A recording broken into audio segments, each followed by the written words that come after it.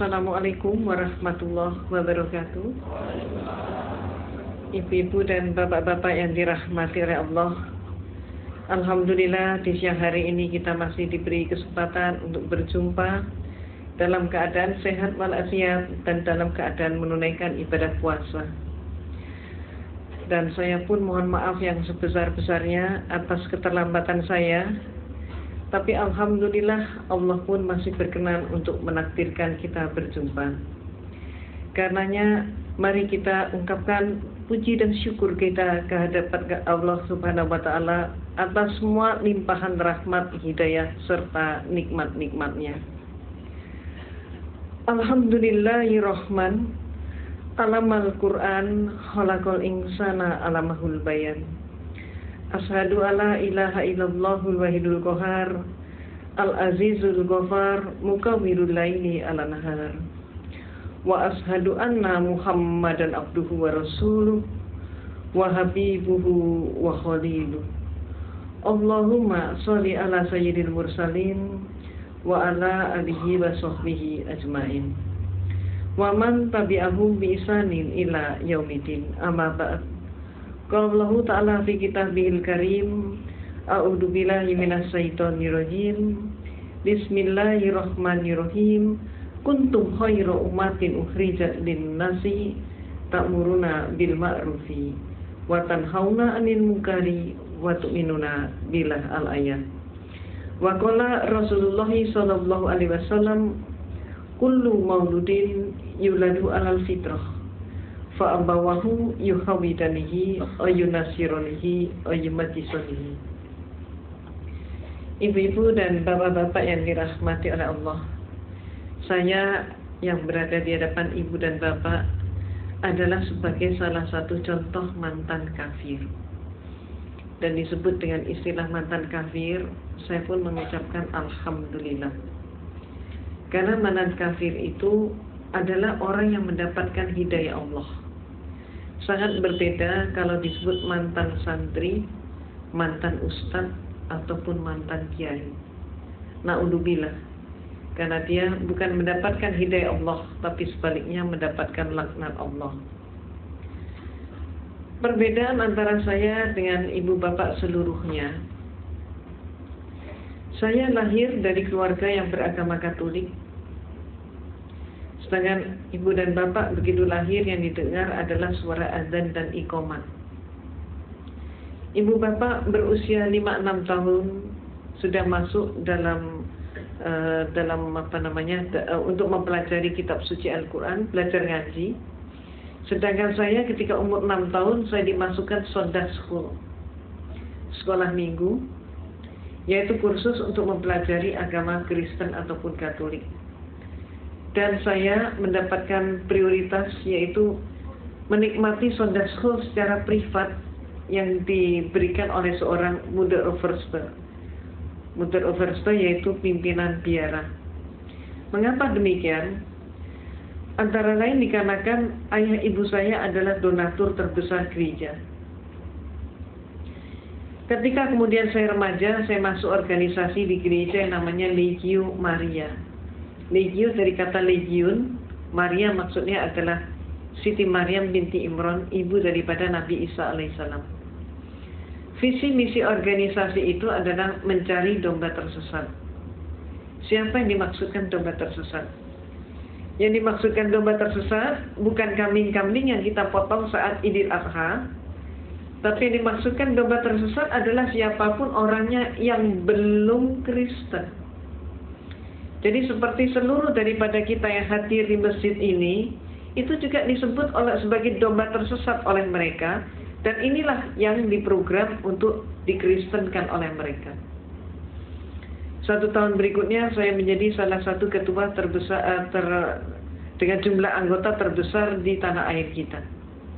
Dan setelah itu saya masuk biara menjadi seorang biarawati atau suster.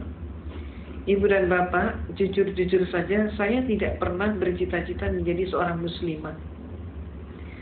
Cita-cita saya menjadi seorang biarawati dan saat itu sudah tercapai. Namun pada saat justru saya sudah mencapai cita-cita saya, disinilah Allah menyelenggarakan kehidupan hambanya.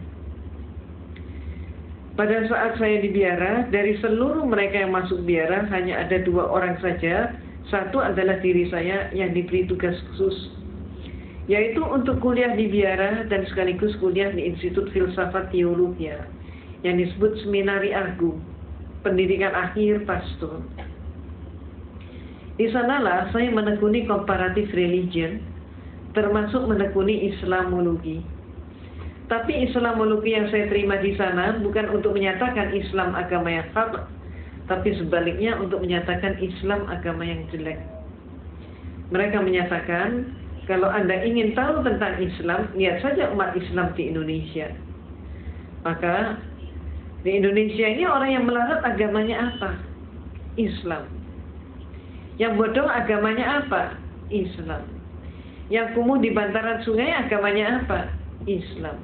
Yang kehilangan sandal sepatu hari Jumat siapa? Islam. Yang gak mau bersatu, bercerai-berai terus siapa? Islam.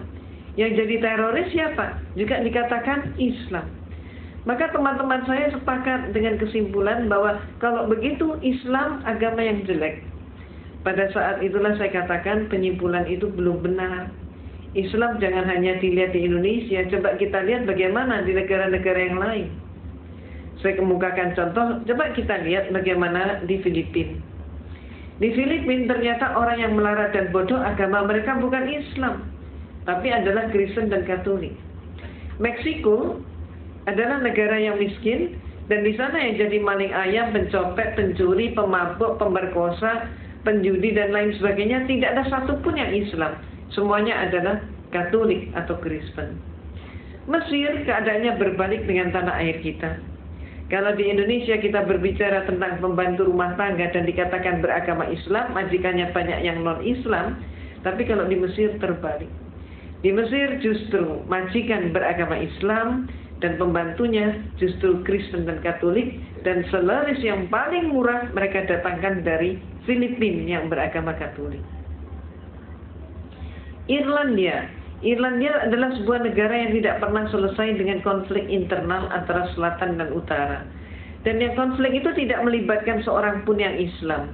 Semuanya yang konflik adalah orang Protestan dengan orang Katolik. Mereka itulah yang saling membantai dan saling membunuh. Dan oleh masyarakat Eropa, yang dijuluki sebagai teroris itu adalah Irlandia dengan julukan khusus sebagai teroris Eropa. Lebih lanjut lagi kita ke Italia. Di Italia yang menjadi gembong obat bius dan perjudian, tidak ada satupun yang Islam. Semua mafioso beragama Katolik. Maka saya katakan kepada dosen saya, pater, sebutannya pater atau pastor, saya katakan pater, tidak terbukti bahwa Islam jelek. Maka saya pun kemudian mengajukan solusi sekaligus usul, minta izin untuk mempelajari Islam dari sumbernya sendiri. Izin diberikan, tapi dengan satu instruksi, mencari kelemahan Islam. Inilah untuk pertama kali saya berkenalan dengan Islam. Pertama kali saya ngaji, saat itu saya masih di biara dengan kapasitas sebagai seorang biarawati. Tapi ketika saya memandang kitab suci Al-Quran, melihat huruf hijaiyah, saya pun jadi bingung. Ayat ini mana yang depan, mana yang belakang, mana yang atas, mana yang bawah, bingung sekali. Saya amati bentuk hurufnya, lebih bingung lagi. Hurufnya ini kok panjang-panjang, bulat-bulat seperti cendol. Saya nggak mampu. Maka akibatnya, karena keterbatasan waktu, saya putuskan saya harus ngaji dari terjemah. Ketika pertama kali saya memegang terjemah, apa yang terjadi? Keliru juga. Ayat Allah yang saya pelajari itu bukan dari depan ke belakang, tapi kebalik dari belakang ke depan. Dan akibatnya, yang pertama kali saya pelajari adalah